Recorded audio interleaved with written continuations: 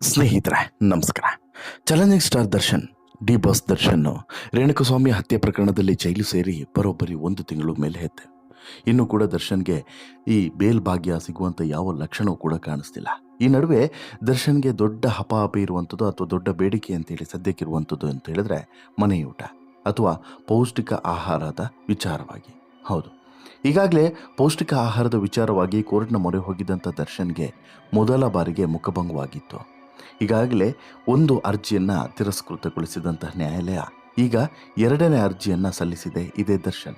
ಜೊತೆಗೆ ದರ್ಶನ್ ಅರ್ಜಿಯನ್ನು ಸಲ್ಲಿಸಿರೋದು ಮಾತ್ರವಲ್ಲ, ದರ್ಶನ್ ಪರವಾಗಿ ಅರ್ಜಿ ಸಲ್ಲಿಸುವಂಥ ಸಂದರ್ಭದಲ್ಲಿ ಸ್ವತಃ ದರ್ಶನ್ ಬರೆದಿರುವಂಥ ಒಂದು ಮನವಿ ಪತ್ರವನ್ನು ಕೂಡ ಈಗಾಗಲೇ ಕೋರ್ಟಿಗೆ ವಕೀಲರು ಸಲ್ಲಿಸಿದ್ದಾರೆ.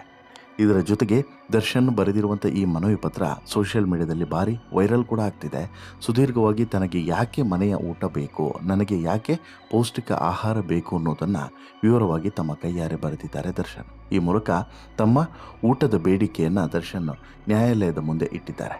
ಅದು ಕೂಡ ಹೈಕೋರ್ಟ್ನ ಮುಂದೆ ಇಟ್ಟಿದ್ದಾರೆ. ಈಗ ಕೆಳ ಹಂತದ ನ್ಯಾಯಾಲಯ ಯಾವಾಗ ಈ ಅರ್ಜಿಯನ್ನು ರಿಜೆಕ್ಟ್ ಮಾಡಿದೋ ಆಗ ನೆಕ್ಸ್ಟ್ ಆಪ್ಷನ್ ಇರುವಂಥದ್ದೇ ಹೈಕೋರ್ಟ್ನಲ್ಲಿ. ಈ ಕೆಲಸವನ್ನು ಈಗಾಗಲೇ ದರ್ಶನ್ ಮಾಡಿದ್ದಾರೆ. ಹಾಗಾದರೆ ದರ್ಶನ್ ಮನವಿ ಸಲ್ಲಿಕೆ ಮಾಡುವಂಥ ಸಂದರ್ಭದಲ್ಲಿ ಯಾವೆಲ್ಲ ವಿಚಾರಗಳನ್ನು ಉಲ್ಲೇಖ ಮಾಡಿದ್ದಾರೆ, ತೂಕ ಇಳಿಕೆಯ ವಿಚಾರವನ್ನು ಕೂಡ ಉಲ್ಲೇಖ ಮಾಡಿದ್ದು ಏನು ಅಂತೇಳಿ ಹೇಳ್ಕೊಂಡಿದ್ದಾರೆ. ಜೊತೆಗೆ ಯಾಕೆ ಪ್ರೋಟೀನ್ ಯುಕ್ತ ಆಹಾರ ತನಗೆ ಬೇಕು ಅಂತೇಳಿ ಕೇಳ್ಕೊಂಡಿದ್ದಾರೆ. ಇನ್ನು ಯಾವೆಲ್ಲ ವಿಚಾರಗಳನ್ನು ಇಲ್ಲಿ ಹೈಕೋರ್ಟ್ನ ಮುಂದೆ ದರ್ಶನ್ ವಾದವನ್ನು ಮಂಡಿಸ್ತಿದ್ದಾರೆ ಅನ್ನೋದನ್ನು ನೋಡ್ತಾ ಹೋಗೋಣ. ಅದಕ್ಕಿಂತ ಮುಂಚೆ ನೀವು ಇನ್ನೂ ಕೂಡ ನಮ್ಮ ಚಾನಲನ್ನು ಸಬ್ಸ್ಕ್ರೈಬ್ ಮಾಡಿಲ್ಲ ಅಂದರೆ ದಯವಿಟ್ಟು ಕೂಡಲೇ ಸಬ್ಸ್ಕ್ರೈಬ್ ಮಾಡಿ ಸ್ನೇಹಿತರೆ. ರೇಣುಕಸ್ವಾಮಿಯ ಹತ್ಯೆ ಕೇಸ್ನಲ್ಲಿ ಜೈಲು ಹಕ್ಕಿಯಾಗಿರುವಂಥ ದರ್ಶನ್ ಕಂಬಿ ಹಿಂದೆ ಸರಿದು ಈಗಾಗಲೇ 1.5 ತಿಂಗಳಾಯಿತು. ಇಷ್ಟು ಸಮಯದಿಂದ ದರ್ಶನ್ಗೆ ಸರಿಯಾದಂಥ ಊಟ ಸಿಗ್ತಾ ಇಲ್ಲ. ಸೊ ದಟ್ ದರ್ಶನ್ ತೂಕದಲ್ಲಿ ಇಳಿಕೆ ಆಗಿದೆ ಅನ್ನೋದು ಎಲ್ಲ ಕಡೆಯೂ ಕೂಡ ಬಹುಶಃ ನೀವು ಕೂಡ ನೋಡಿರ್ತೀರ. ಈಗಾಗಲೇ ದರ್ಶನ್ ಇದೇ ಕಾರಣಕ್ಕೆ ಊಟಕ್ಕಾಗಿ, ಅದು ಕೂಡ ಮನೆಯ ಊಟಕ್ಕಾಗಿ ಜಾತಕ ಪಕ್ಷಿ ಅಂತ ಕಾಯ್ತಾ ಇದ್ದಾರೆ. ಕೋರ್ಟ್ ಮೆಟ್ಟಲೇರಿದಂಥ ದರ್ಶನ್ಗೆ ಮೊದಲಿಗೆ ಹಿನ್ನಡೆಯಾಗಿದೆ. ಇದೀಗ ಮನೆ ಊಟ ಮತ್ತು ಬಟ್ಟೆ ಹಾಸಿಗೆಗಾಗಿ ಹೈಕೋರ್ಟ್ನ ಮೊರೆಯನ್ನು ಹೋಗಿದ್ದಾರೆ ದರ್ಶನ್. ಈ ಅರ್ಜಿಯನ್ನು ಕೂಡ ಈಗಾಗಲೇ ಸಲ್ಲಿಕೆ ಮಾಡಲಾಗಿದೆ. ಮನೆ ಊಟಕ್ಕಾಗಿ ದರ್ಶನ್ ಅವರು ಮ್ಯಾಜಿಸ್ಟ್ರೇಟ್ ಕೋರ್ಟ್ನಲ್ಲಿ ಅರ್ಜಿಯನ್ನು ಸಲ್ಲಿಸಿದರು. ಆದರೆ ಮ್ಯಾಜಿಸ್ಟ್ರೇಟ್ ಕೋರ್ಟ್ನಲ್ಲಿ ದರ್ಶನ್ ಅವರ ಅರ್ಜಿಯನ್ನು ವಜಾಗೊಳಿಸಲಾಗಿತ್ತು. ಮ್ಯಾಜಿಸ್ಟ್ರೇಟ್ ಕೋರ್ಟ್ ಆದೇಶವನ್ನು ಪ್ರಶ್ನಿಸಿ ದರ್ಶನ್ ಅವರ ವಕೀಲರು ಹೈಕೋರ್ಟ್ಗೆ ಅರ್ಜಿಯನ್ನು ಸಲ್ಲಿಸಿದ್ದಾರೆ. ದರ್ಶನ್ ಪರ ವಕೀಲರು ಹೈಕೋರ್ಟ್ಗೆ ತಮ್ಮ ಕಕ್ಷಿದಾರರಿಗೆ ಮನೆಯಿಂದ ಊಟವನ್ನು ಮತ್ತು ಬಟ್ಟೆಗೆ ಹಾಸಿಗೆಯನ್ನು ಪಡೆಯೋದಕ್ಕೆ ಅನುಮತಿಯನ್ನು ನೀಡುವಂಥ ಅರ್ಜಿಯನ್ನು ಸಲ್ಲಿಕೆ ಮಾಡಿದ್ದಾರೆ. ಇನ್ನು ಕೋರ್ಟ್ನಲ್ಲಿ ಅರ್ಜಿ ಸಲ್ಲಿಸುವುದರ ಜೊತೆಗೆ ದರ್ಶನ್ ಅವರು ಕಳೆದ ಜೂನ್ 6ರಂದು ಮನೆ ಊಟಕ್ಕಾಗಿ ನ್ಯಾಯಾಧೀಶರಿಗೆ ಬರೆದಂಥ ಪತ್ರವನ್ನು ಈಗ ವೈರಲ್ ಮಾಡಿದ್ದಾರೆ. ಜೊತೆಗೆ ಅದರಲ್ಲಿ ಸಾಕಷ್ಟು ಅಂಶಗಳನ್ನು ಉಲ್ಲೇಖ ಮಾಡಲಾಗಿತ್ತು ಅನ್ನೋದು ಈಗ ಗೊತ್ತಾಗ್ತಿದೆ. ದಿನಾಂಕ 22/6/2024 ಕೇಂದ್ರ ಕಾರಾಗೃಹಕ್ಕೆ ನಾನು ಬಂದಿದ್ದೇನೆ. ನಾನು ದಿನನಿತ್ಯ ನನ್ನ ಮನೆಯಲ್ಲಿದ್ದಾಗ ವ್ಯಾಯಾಮ ಮಾಡ್ತಾ ಇದ್ದೆ. ಅದರ ಜೊತೆಗೆ ಪೌಷ್ಟಿಕ ಅಥವಾ ಪ್ರೋಟೀನ್ಯುಕ್ತ ಆಹಾರವನ್ನು ಸೇವಿಸ್ತಾ ಇದ್ದೆ.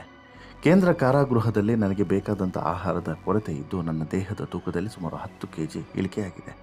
ಆದ ಕಾರಣ ದಯವಿಟ್ಟು ನನಗೆ ಊಟದ ವ್ಯವಸ್ಥೆಯನ್ನು, ಮನೆ ಊಟದ ವ್ಯವಸ್ಥೆಯನ್ನು ಮಾಡಿಕೊಡಬೇಕಾಗಿ ಕೋರಿಕೊಳ್ತೇನೆ. ಇದು ಮನೆ ಊಟಕ್ಕೆ ದರ್ಶನ್ ಅವರು ಜೂನ್ ತಿಂಗಳಲ್ಲಿ ಬರೆದಿರುವಂಥ ಪತ್ರದ ಸಾರಾಂಶವಾದರೆ, ಜುಲೈ 10ರಂದು ಹೆಚ್ಚು ಪ್ರೋಟೀನ್ಗಾಗಿ ದರ್ಶನ್ ಅವರು ಮತ್ತೊಂದು ಪತ್ರವನ್ನು ಬರೆದಿದ್ದಾರೆ. ಈ ಮೇಲ್ಕಂಡ ವಿಚಾರಕ್ಕೆ ಸಂಬಂಧಿಸಿದಂತೆ ವಿಚಾರಣಾ ಬಂದಿ ಸಂಖ್ಯೆ 6106 ದರ್ಶನ್ ಎಸ್ ಆದಂಥ ನಾನು ಬೆಂಗಳೂರು ಕೇಂದ್ರ ಕಾರಾಗೃಹದಲ್ಲಿ ವಿಚಾರಣೆ ದಿನ ಬಂದಿಯಾಗಿರ್ತೇನೆ. ಕಳೆದ 3 ತಿಂಗಳ ಹಿಂದೆ ನನಗೆ ಮೂಳೆ ಸಂಬಂಧ ಶಸ್ತ್ರಚಿಕಿತ್ಸೆ ಆಗಿರುತ್ತದೆ ಹಾಗೂ ನಾನು ದಿನನಿತ್ಯ ಕೆಲಸದ ನಿಮಿತ್ತ ಕಸರತ್ತನ್ನು ನಡೆಸ್ತಾ ಇದ್ದು ನನ್ನ ದೇಹಕ್ಕೆ ಪ್ರೋಟೀನ್ ಡಯಟ್ ಅವಶ್ಯಕತೆ ಇರ್ತದೆ. ಕಾರಾಗೃಹಕ್ಕೆ ದಾಖಲಾದ ದಿನದಿಂದ ನಾನು ಕಾರಾಗೃಹದಲ್ಲಿ ನೀಡಿದಂತಹ ಆಹಾರವನ್ನು ಸೇವಿಸ್ತಾ ಇದ್ದು ನನ್ನ ಆರೋಗ್ಯ ಮತ್ತು ದೇಹದ ಮೇಲೆ ವ್ಯತಿರಿಕ್ತ ಪರಿಣಾಮವನ್ನು ಬೀರ್ತಾ ಇದೆ. ನನ್ನ ದೈಹಿಕ ಆರೋಗ್ಯ ಕಾಪಾಡಿಕೊಳ್ಳಲು ಕಾರಾಗೃಹದಲ್ಲಿ ದೊರೆಯುವಂಥ ಆಹಾರದ ಜೊತೆಗೆ ಮಾನ್ಯರಲ್ಲಿ ಮನವಿ ಇರುವಂತಹ ಆಹಾರವನ್ನು ಕೂಡ ನೀಡಬೇಕಾಗಿ ಈ ಮೂಲಕ ಕೇಳಿಕೊಳ್ಳುತ್ತೇನೆ ಎನ್ನುವಂಥ ಮತ್ತೊಂದು ಪತ್ರವನ್ನು ಬರೆದಿದ್ದಾರೆ. ಅಲ್ಲಿಗೆ 2 ವಿಚಾರ ಕ್ಲಿಯರ್ ಆಯಿತು. ಒಂದೇನೋ ಈ ಹಿಂದೆ ಬರೆದಿದ್ದಂಥ ಪತ್ರ, ಈಗ ಇನ್ನೊಮ್ಮೆ ಬರೆದಿರುವಂಥ ಪತ್ರ. ಈ 2 ಪತ್ರಗಳಲ್ಲೂ ಕೂಡ ವಿಭಿನ್ನವಾಗಿ ಏನೂ ಕೇಳಿಲ್ಲ. ಇಷ್ಟೇ ಕೇಳಿರುವಂಥದ್ದು, ನನಗೆ ಪ್ರೋಟೀನ್ ಡಯಟ್ನ ಅವಶ್ಯಕತೆ ಇದೆ ಅಥವಾ ಪ್ರೋಟೀನ್ ಫುಡ್ನ ಅವಶ್ಯಕತೆ ಇದೆ, ಅದಕ್ಕೋಸ್ಕರ ಮನೆಯ ಊಟವನ್ನು ಅನುವು ಮಾಡಿಕೊಡಿ ಎನ್ನುವಂಥ ಅರ್ಜಿಯನ್ನು ಸಲ್ಲಿಕೆ ಮಾಡಿದ್ದಾರೆ. ಈಗಿರುವಂಥ ಪ್ರಶ್ನೆ, ದರ್ಶನ್ ಅವರ ಈ ಅರ್ಜಿಯನ್ನು ಪುರಸ್ಕರಿಸ್ತಾರೋ ಅಥವಾ ತಿರಸ್ಕರಿಸ್ತಾರೋ ಅಂತೇಳಿ. ಈಗಾಗಲೇ ನಿಮಗೆ ಗೊತ್ತಿರ್ಬೋದು, ದರ್ಶನ್ ಅವರ ಆರೋಗ್ಯದಲ್ಲಿ ಸಿಕ್ಕಾಪಟ್ಟೆ ಏರುಪೇರುಗಳು ಆಗ್ತಿದ್ದಾವೆ. ದರ್ಶನ್ ಈಗಾಗಲೇ 2-3 ಸಲ ಆಸ್ಪತ್ರೆಗೆ, ಅಂದರೆ ಜೈಲಿನಲ್ಲಿರುವಂಥ ಆಸ್ಪತ್ರೆಗೆ ಭೇಟಿ ಕೊಟ್ಟು ಆರೋಗ್ಯವನ್ನು ತಪಾಸಣೆ ಮಾಡಿಕೊಂಡಿದ್ದಾರೆ, ಟ್ರೀಟ್ಮೆಂಟನ್ನು ತೆಗೆದುಕೊಂಡಿದ್ದಾರೆ. ತಗೊಂಡಿದ್ದಾರೆ. ಹಾಗಿದ್ರೂ ಕೂಡ ಜೈಲಿನ ಅಧಿಕಾರಿಗಳು ತಮ್ಮ ಆಹಾರ ಸರಿಯಾಗಿಲ್ಲ ಅನ್ನೋದನ್ನು ಒಪ್ಪಿಕೊಳ್ಳೋದಕ್ಕೆ ಸಿದ್ಧರಿಲ್ಲ. ಅವ್ರು ಯಾವ ಕಾರಣಕ್ಕೂ ಕೂಡ ಒಪ್ಪಿಕೊಳ್ಳೋದಕ್ಕೆ ಸಿದ್ಧರು ಕೂಡ ಇಲ್ಲ. ಹೀಗಿರುವಾಗ ದರ್ಶನ್ಗೆ ಆಲ್ಟರ್ನೇಟಿವ್ ಆಗಿ ಇರುವಂಥದ್ದು ಹೊರಗಡೆ ಊಟ ಮಾಡಬೇಕಾದಂಥ ಅನಿವಾರ್ಯತೆ. ಹೊರಗಡೆ ಊಟ ಮಾಡಬೇಕು ಅಂತ ಹೇಳಿದರೆ ಜೈಲಿನಲ್ಲಿರುವಂಥ ಸಂದರ್ಭದಲ್ಲಿ ಹೊರಗಡೆ ಊಟವನ್ನು ತರಿಸೋದು ಅಷ್ಟು ಸುಲಭವಾದಂಥ ಕೆಲಸ ಅಲ್ಲ. ಹೀಗಿರುವಾಗ ಮನೆ ಊಟವನ್ನೇ ದಿನವೂ ಕೂಡ ಕಳಿಸೋದಕ್ಕೆ ವ್ಯವಸ್ಥೆಯನ್ನು ಮಾಡ್ಕೊಳ್ಳೋಣ ಅಂತೇಳಿ ಹೇಳಿದ್ರು ಕೂಡ ಅದಕ್ಕೂ ಕೂಡ ಪರ್ಮಿಷನ್ ಬೇಕು. ಬಟ್ ಆ ಪರ್ಮಿಷನ್ ಕೂಡ ಈಗ ಗ್ರಾಂಟ್ ಆಗ್ತಿಲ್ಲ. ಈಗ ಕೋರ್ಟ್, ಅದರಲ್ಲೂ ಕೂಡ ಹೈಕೋರ್ಟ್ ಈ ಮನವಿಯನ್ನು ಏನು ಮಾಡುತ್ತೆ ಅನ್ನುವಂಥದ್ದು ಈಗಿರುವಂಥ ಪ್ರಶ್ನೆ. ಈಗಾಗಲೇ ಮ್ಯಾಜಿಸ್ಟ್ರೇಟ್ ಕೋರ್ಟ್ನಲ್ಲಿ ಈ ಅರ್ಜಿಯನ್ನು ತಿರಸ್ಕೃತಗೊಳಿಸಿ ಕಳಿಸಿ ಆಗಿದೆ. ಬಟ್ ಹೈಕೋರ್ಟ್ನಲ್ಲಿ ಈ ಅರ್ಜಿಗೆ ಈಗ ಮಾನ್ಯತೆ ಸಿಗುತ್ತಾ ಅನ್ನೋದನ್ನು ಗಮನಿಸಬೇಕು ಅಥವಾ ನೋಡಬೇಕು. ವಕೀಲರು ಕೂಡ ತುಂಬ ವಿಚಾರಗಳನ್ನು ಈ ಅರ್ಜಿಯ ಜೊತೆಗೆ ಉಲ್ಲೇಖವನ್ನು ಮಾಡಿದ್ದಾರೆ. ಜೊತೆಗೆ ದರ್ಶನ್ ಕೈಯಿಂದನೇ ಒಂದು ಪತ್ರವನ್ನು ಕೂಡ ಬರೆಸಿದ್ದಾರೆ. ಈ ಎರಡೂ ಅಂಶಗಳನ್ನು ಇಟ್ಕೊಂಡು ದರ್ಶನ್ ಏನಾದರೂ ಕನ್ವಿನ್ಸ್ ಆದರೂ, ದರ್ಶನ್ ಬಗ್ಗೆ ಏನಾದರೂ ನ್ಯಾಯಾಧೀಶರು ಕನ್ವಿನ್ಸ್ ಆದರು ಅಂತ ಹೇಳಿದ್ರೆ, ಹೈಕೋರ್ಟ್ನಲ್ಲಿ ಕನ್ವಿನ್ಸ್ ಆದರು ಅಂತ ಹೇಳಿದ್ರೆ ಬಹುಶಃ ಇಲ್ಲಿ ಅವರಿಗೊಂದು ರಿಲೀಫನ್ನು ಕೊಡಬಹುದು, ಮನೆ ಊಟವನ್ನು ಸ್ವೀಕರಿಸೋದಕ್ಕೆ ರಿಲೀಫನ್ನು ಕೊಡಬಹುದು ಅನ್ನುವಂಥದ್ದು ಒಂದು ಅಂಶ. ಇನ್ನು ಎರಡನೇ ಅಂಶ ಏನು ಅಂತ ಹೇಳಿದ್ರೆ, ಈಗಾಗಲೇ ಸಾಕಷ್ಟು ಹಿಂಸೆಯನ್ನು ಅನುಭವಿಸಿರುವಂಥ ದರ್ಶನ್ ಮತ್ತು ಅವರ ಮನೆಯವರು ಇನ್ಮುಂದೆನಾದರೂ ಕೂಡ ಚಾರ್ಜ್ ಶೀಟ್ ಸಲ್ಲಿಕೆಯಾಗಿ ಬೇಲ್ ಸಿಗುತ್ತಾ ಅನ್ನುವಂತಹ ಒಂದು ಕಾತುರತೆಯಲ್ಲಿ ಇದ್ದಾರೆ. ಚಾರ್ಜ್ ಶೀಟ್ಗೆ ಪೊಲೀಸರು ಎಲ್ಲ ರೀತಿಯಾದಂಥ ಸಿದ್ಧತೆಯನ್ನು ಮಾಡ್ಕೊಳ್ತಿದ್ದೇವೆ ಅನ್ನುವಂಥ ಮಾತನ್ನು ಹೇಳ್ತಿದ್ದಾರೆ. ಆದರೂ ಕೂಡ ಇನ್ನೂ ಕೂಡ ಕಂಪ್ಲೀಟಾಗಿ ಸಿದ್ಧತೆ ಆಗಿರಲಿಕ್ಕಿಲ್ಲ. ಹೀಗಾಗಿ ಚಾರ್ಜ್ ಶೀಟ್ ಸಲ್ಲಿಕೆ ಆಯಿತು ಅಂತ ಹೇಳಿದ್ರೆ ದರ್ಶನ್ ಬಿಡುಗಡೆ ಆಗ್ತದೆ ಅಥವಾ ಬೇಲ್ ಸಿಗ್ತದೆ ಅನ್ನೋದು ಈಗ ದರ್ಶನ್ ಪತ್ನಿ ಮತ್ತು ಸಹೋದರ ಇತರರಿಗಿರುವಂಥ ನಂಬಿಕೆ. ಹೀಗಾಗಿ ಒಂದು ವೇಳೆ ಆ ರೀತಿ ಆಯಿತು ಅಂತ ಹೇಳಿದ್ರೆ ಅದು ಕೂಡ ಒಂದು ಮಿರಾಕಲ್ ಅಂತಲೇ ಹೇಳ್ಬೋದು. ಇನ್ನು ಈಗ ಹೈಕೋರ್ಟ್ ಮುಂದೆ ಇರುವಂಥ ಪ್ರಶ್ನೆ ಏನಂತ ಹೇಳಿದ್ರೆ, ದರ್ಶನ್ಗೆ ಪ್ರೋಟೀನ್ ಆಹಾರವನ್ನು ಕೊಡಬಾರ್ದು ಅಂತೇಳಿ.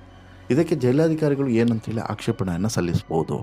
ಒಂದು ವೇಳೆ ಇಲ್ಲ ನಾವು ಕೊಡುವಂಥ ಆಹಾರದಲ್ಲಿ ಎಲ್ಲ ಪ್ರೋಟೀನ್ಗಳು ಇದ್ದಾವೆ, ಸುಮ್ಮನೆ ಹೇಳ್ತಿದ್ದಾರೆ ದರ್ಶನ್ ಅಂತ ಹೇಳಿ ಜೈಲಾಧಿಕಾರಿಗಳು ವಾದಿಸ್ತಾರೋ, ಅಂದರೆ ಜೈಲಾಧಿಕಾರಿಗಳ ಪರವಾಗಿ ಸರ್ಕಾರಿ ವಕೀಲರು ವಾದಿಸೋದು, ಅವರು ವಾದಿಸ್ತಾರಾ ಇಲ್ವಾ ಅನ್ನೋದು ನಾವು ಕಾದು ನೋಡಬೇಕು.